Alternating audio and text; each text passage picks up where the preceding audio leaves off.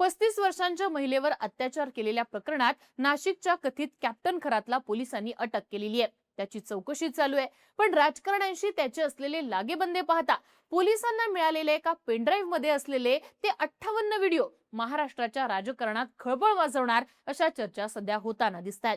दुसरीकडे कॅप्टनच्या कारनाम्यांचा एक video social मीडियावर व्हायरल होतोय, ज्यात तो महिलेवरती अत्याचार करताना दिसतोय। या सगळ्यामुळे राज्यभरात संतापाची लाट उसळलेली असताना महिला आयोगाच्या अध्यक्षा आणि राष्ट्रवादी अजित पवार गटाच्या नेत्या रुपाली चाकणकरांचे कॅप्टन खरात सोबतचे फोटोज व्हायरल झाल्यानं त्यांच्या राजीनाम्याच्या मागणीनं जोर धरलेला आहे। त्यातच अजित पवार गटाच्याच रुपाली ठोंबरेंनी रुपाली चाकणकर या फरार आहेत असा दावा केलाय। या सगळ्यामध्ये ठाकरे गटाच्या नेत्या सुषमा अंधारेंनी चाकणकरांवरती आरोपांच्या फैरी झाडायला सुरुवात केली आहे। कॅप्टन खरात सोबत चाकणकरांचे आर्थिक संबंध होते। चाकणकर स्वतः तंत्रविद्या करायच्या, त्यातनच त्यांनी सोमवती अमावस्येला स्वतःची अनामिका कापली होती असा सुद्धा आरोप अंधारेंनी केलाय। तसंच पुढच्या 2 दिवसात आणखी एका नावाचा सुद्धा खुलासा करणार असल्याचं अंधारेंनी म्हटलंय। पण नेमके सुषमा अंधारेंचे चाकणकरांवरचे आरोप काय आहेत? अंधारेंनी कोणकोणते फोटो दाखवले? रुपाली चाकणकर खरंच फरार आहेत का? सगळ्या प्रश्नांची उत्तरं पाहूयात आजच्या व्हिडिओतनं। नमस्कार, मी आरती आणि तुम्ही बघताय बोल भिडू। तर नाशिकमध्ये श्री शिवनिका संस्थानचा अध्यक्ष असलेला कॅप्टन अशोक खरात हा आपल्या ज्योतिषी विद्येमुळे राजकारणी आणि सेलिब्रिटी यांच्यामध्ये चांगलाच फेमस होता। पण या कॅप्टन विरोधात 17 मार्चला एका महिलेनं अत्याचाराची तक्रार दाखल केल्यानंतर 18 मार्चला पोलिसांनी त्याला उचलला आणि त्यानंतर त्याचे एक कारणामे समोर यायला सुरुवात झाली। त्याचा एक व्हिडिओ व्हायरल झाला आणि त्यामध्ये तो आपल्या केबिन मध्येच एका महिलेवरती तंत्रविद्येचं कारण सांगून अत्याचार करताना दिसला। बरं, हा बाबा काही साधा सुद्धा नाहीये, कारण त्याचे लागेबंदे अनेक मोठ्या राजकारण्यांशी आहेत।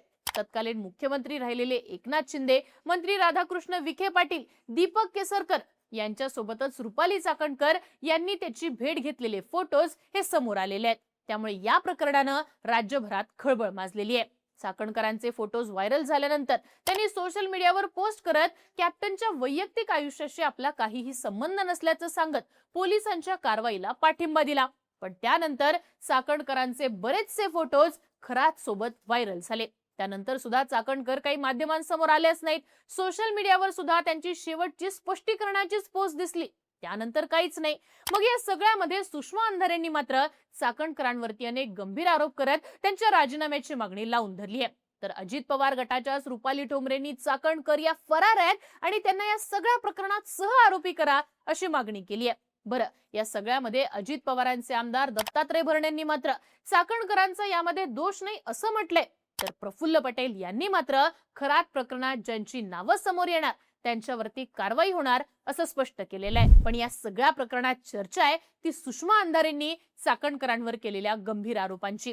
सुषमा अंधारेंनी असं म्हटलंय की कॅप्टन खरातची कुंडली पुढे आणणाऱ्या खबरदार पुढारीचे खैरनार यांना नोटीस पाठवून त्यांच्यावरती दबाव आणण्याचा प्रयत्न चाकणकरांनी केलेला आहे। तसंच सोशल मीडियावर मी माझ्या नवऱ्याची पूजा करत नाही तर माझे यजमानच माझी पूजा करतात, मी किती सुधारणावादी आहे असं सांगणाऱ्या महिला आयोगाच्या अध्यक्षा रुपाली चाकणकर या कॅप्टन खरातच्या पायाशी लोळण घेतात।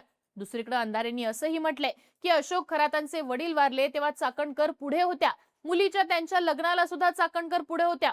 तसंच त्यांची भाची ही चाकणकरांकडेच राहते आणि अशोक खरातची चाकणकरांचे आर्थिक संबंध सुद्धा आहेत। यानंतर सुषमा अंधारेंनी पत्रकार परिषदेत चाकणकरांचे काही फोटोज दाखवले, ज्यामध्ये पहिला फोटो होता तो रुपाली चाकणकर या खरातच्या पाया पडतायत तो फोटो दाखवल्यानंतर सुषमा अंधारेंनी दुसरा फोटो दाखवला, त्यात चाकणकरांनी कॅप्टन खरात याचा हात पकडून फोटो काढलेला दिसतो। या संदर्भात बोलताना अंधारे असं म्हणाल्या की फक्त ट्रस्टवर असलेली व्यक्ती असे फोटो काढू शकतात का?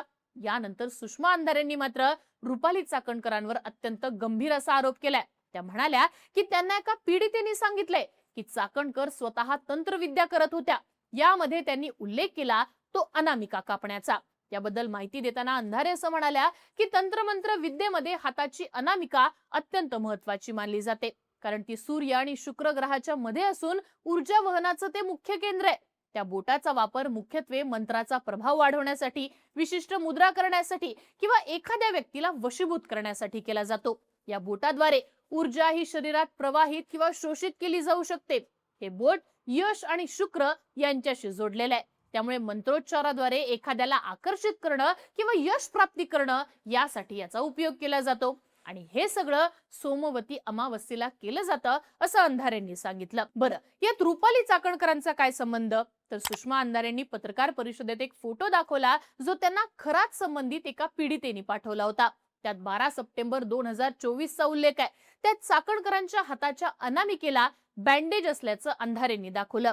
तसंच 9 सप्टेंबरचा सुद्धा एक फोटो दाखवत त्यामध्ये सुद्धा चाकणकरांच्या बोटाला बँडेज आहे असं अंधारे म्हणाल्या. बरं, हे फोटोज दाखवल्यावर अंधारे असं म्हणाल्या की या सगळ्याचं सप्टेंबर कनेक्शन शोधल्यानंतर लक्षात आलं की 2 सप्टेंबरला सोमवती अमावस्या होती. त्यामुळे ज्या बाईला महिला आयोगाच्या अध्यक्षपदी बसवले त्या बाई सोमवती अमावस्येला स्वतःची अनामिका कापतात आणि तंत्रविद्या करतात असं पीडित महिलेने आपल्याला सांगितलंय असं अंधारेंनी स्पष्ट केलंय. ही जखम किती मोठी होती हे सांगण्यासाठी अंधारेंनी आणखी काही फोटोज दाखवले. त्यांनी 20 डिसेंबरचा एक फोटो दाखवला, त्यानंतर 28 डिसेंबरचा सुद्धा एक फोटो दाखवला ज्यात जखम हळूहळू छोटी झाल्याचे दिसते. सप्टेंबर ते जानेवारी पर्यंत रुपाली चाकणकरांच्या हाताला जखम होती असं फोटोंद्वारे अंधारेंनी स्पष्ट केलं. अजून एका व्यक्तीच्या हाताला सुद्धा जखम होती असं अंधारे म्हणालेले असून त्याचे फोटो आल्यानंतर त्या व्यक्तीच्या नावाचा सुद्धा आपण खुलासा करणार आहोत असं अंधारेंनी सांगितलंय. त्यामुळे त्या चाकणकरांनंतर पुढचा नंबर कोणाचा याची जोरदार चर्चा होतीये. आता या सगळ्या प्रकरणात रुपाली चाकणकरांना तातडीने अटक करा. चाकणकरांची समोरासमोर चौकशी झाली पाहिजे. चाकणकरांची नार्को टेस्ट झाली पाहिजे, कारण अनेक महिलांचं लैंगिक शोषण झालेलं आहे आणि हे सगळं करण्या अगोदर त्यांना पदावरनं काढलं पाहिजे अशी मागणी सुषमा अंधारेंनी केली आहे. तसंच रुपाली चाकणकर फरार होण्या अगोदर त्यांचा राजकीय दबाव वापरू शकतात. त्यांनी आपल्या पदाचा दुरुपयोग करत अनेकांवरती दबाव आणलाय. काही पीडितांनी त्यांना सांगितलंय की चाकणकर आम्हाला रात्री 2-2 वाजता धमकी देत होत्या. चाकणकर आणि कॅप्टन खरात यांचं कोणत्या वेळी काय बोलणं झालं हे समोर येणं गरजेचं आहे. सीडीआर काढला पाहिजे. खरातने काही लोकांची मदत मागितली का हे समोर येणं गरजेचं आहे असं देखील सुषमा अंधारेंनी म्हटलंय. आता या सगळ्या प्रकरणात कॅप्टन खरातची एसआयटी चौकशी सुरू झाली आहे. त्याच्या घराची झडती सुद्धा घेतलेली असून मालमत्तेची कागदपत्रही जप्त करण्यात आली आहेत. तसंच खरातचे अत्याचाराचे 100 पेक्षा अधिक व्हिडिओ असल्याची माहिती माध्यमांमधून समोर येते. त्यामुळे हे प्रकरण प्रचंड गंभीर आहे हे स्पष्ट होताना दिसतंय. आता या सगळ्यामध्ये ते रुपाली चाकणकरांचे फोटोज व्हायरल होणं, त्यांच्या फरार असण्याचे आरोप होणं आणि त्यांच्या तंत्रविद्येबद्दल अंधारेंनी गंभीररित्या काही गोष्टी समोर आणणं, त्यामुळे चाकणकरांचा पाय आणखीन खोलात जाण्याची शक्यता आहे. आता मुख्यमंत्री देवेंद्र फडणवीस, उपमुख्यमंत्री आणि पक्षाच्या अध्यक्षा सुनेत्रा पवार आणि उपमुख्यमंत्री एकनाथ शिंदे रुपाली चाकणकरांबाबत काय निर्णय घेतात? चाकणकर माध्यमांसमोर येऊन आपली बाजू मांडतात का हे पाहणं महत्त्वाचं असेल. या सगळ्या प्रकरणाबद्दल तुम्हाला काय वाटतं? रुपाली चाकणकर यांच्या राजीनाम्याची मागणी ही योग्य आहे का? त्यांच्यावरती खरंच कारवाई व्हायला हवी का?